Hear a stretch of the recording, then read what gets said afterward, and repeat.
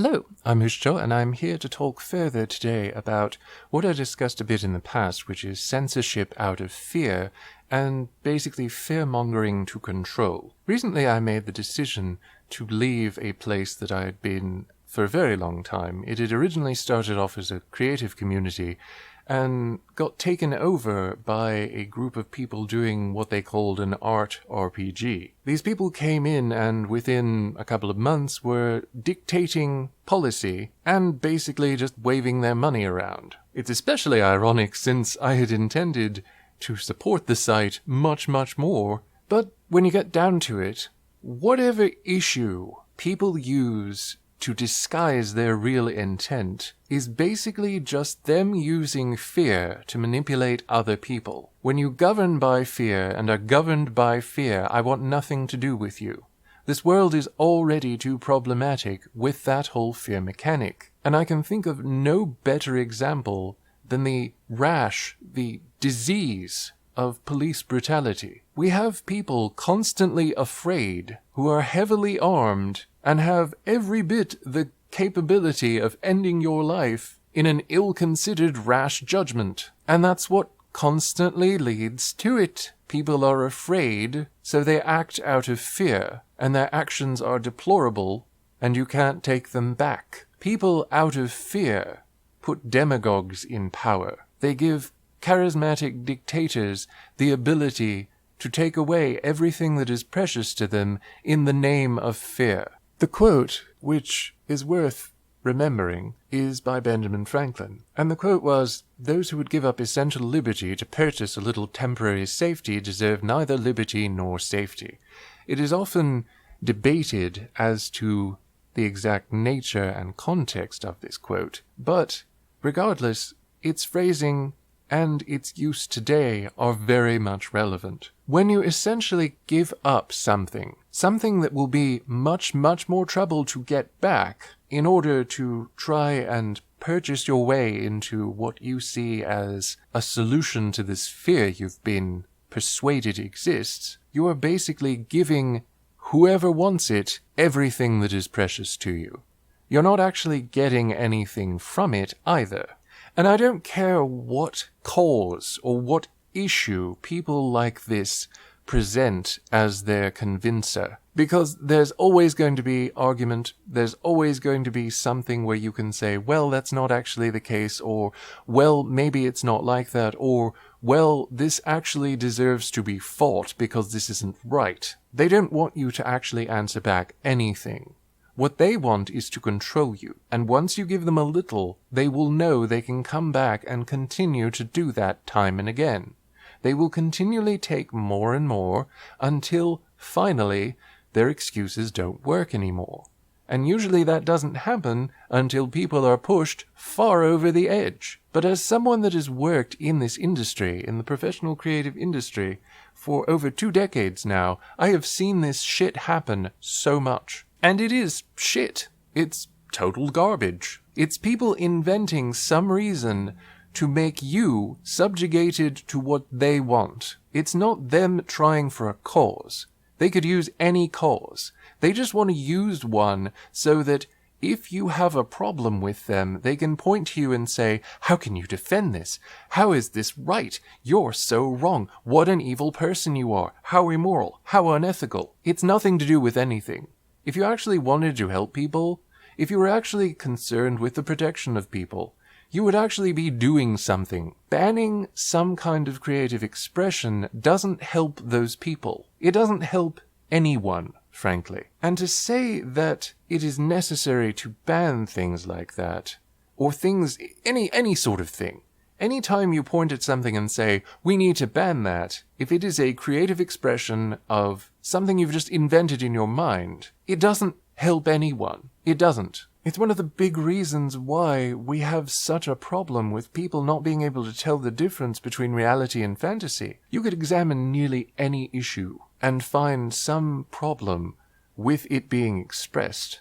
There is a huge difference between actually being proactive and useful and doing something against something that you feel is deplorable or something that you want to be sure isn't inflicted upon someone. Silencing people and making them paranoid of being silenced, though, and trying to control, furthermore, other people out of fear, these things do not help anyone. Promoting fear does not help anyone. Governing by fear does not help anyone.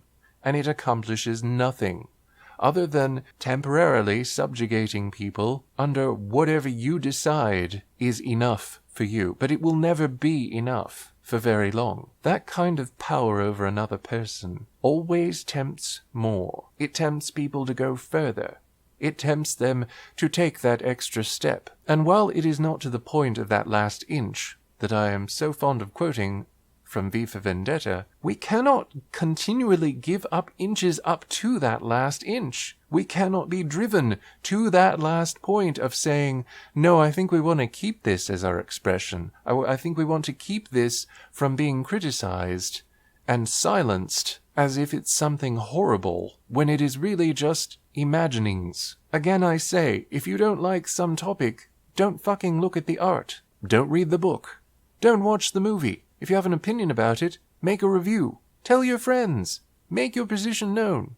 But do not, I repeat, do not try and influence someone else to silence so many other people, to make other people paranoid, and to further promote ignorant ideas that are not even based in reality in any significant way, just because you've been made afraid. If you're that pathetically weak of a person, then I'm sorry, I don't want anything to do with you. And I certainly don't want you to have power over me. If all you can do is live by and try and impress this upon others, fear, then you are part of the problem of this very, very messed up world. If all you can do is be afraid at all times and promote that fear and use that fear to make other people afraid, so that out of their fear they silence and suppress and oppress and limit, and the fear spreads like a disease, like a plague, like the same plague that is terrifying the world now. You want something to really be afraid of? Look at other people. Look at other people being willfully ignorant, hateful, refusing to do the simple things that might stop this horrifying plague of death. And then look at the things that people are pointing you at and trying to make you afraid of, and trying to make you make irresponsible decisions out of your fear and through it, to spread that fear. You take a good long look at that, because I will tell you here and now, it is not doing anything to improve the world, to protect anyone, or to help anyone. And I, for one, am ashamed to ever be affiliated, associated, even conflated with a group, a person, or an organization that has that much fear governing them. And I will not have it again. After so many times of facing this in my career and in just my life, so much of it is just straight people baby daddy bullshit. And this is why I have such a problem with it. So much of society is governed by, let's think of families, let's think of the children, let's think of our heterosexual relationships, because they're obviously the only ones that matter. Let's think of this way of governing the world, because, oh, your subcultures are just they're subjugated, they are inferior, they are under us, where you have to beg for anything, and we will consider giving it to you, if we so feel like it. But no, we've got to spend so much more time spreading this fear about, oh, the endangerment of our family, the endangerment of our family unit, our family that we probably got married in our early 20s, decided to have some kids because that's what society told us to do, and then we were locked into the pattern and had to drink the Kool-Aid because otherwise we'd have to face the fact that we are never going to have the lives that we wanted to have. We're so fulfilled now because this is our only option. Yeah, that's exactly the kind of asshole that I want running my life, because I didn't make those irresponsible choices. And it doesn't matter to me. If I want to actually make a difference, I will actually apply myself to making a difference in someone's life, not just banning some form of expression or tightening that restriction on censorship and pretending like that actually accomplishes anything in this world, anything that is actually positive and good for the world or anyone in it, and not just continually objectifying people, infantilizing people, and basically doing other people's jobs for them that they were irresponsible enough to take upon themselves. like parenting. I have no tolerance for this, especially at a time like this, especially when police people in whom power is invested go out and gun down people in the goddamn streets. This is the same government system, governing by fear, making you afraid and making you make poor decisions because you're too afraid to make any sort of logical, reasonable, or well-thought-out decision. It is an appeal to emotions. It is an appeal to all of the irrational bullshit. And that's exactly what they want, because if you think about it for even a minute, rationally or logically, you will realize all of the holes that exist in it. But that's really all I have to say. I have said my goodbyes to this community, and it's exactly like all the other ones that decided that they were too good. I've seen a lot of that lately.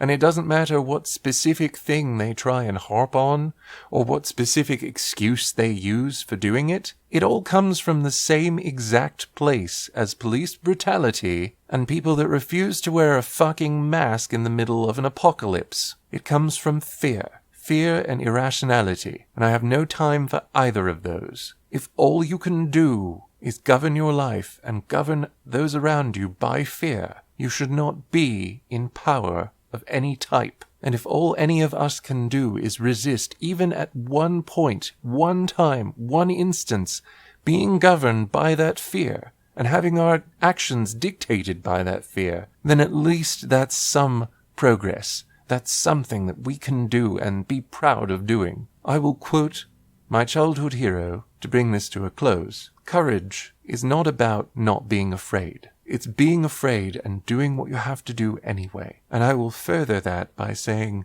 it's being afraid and doing what you know is the right decision, even if it may be an unpopular one. Thank you for listening. I will see you again.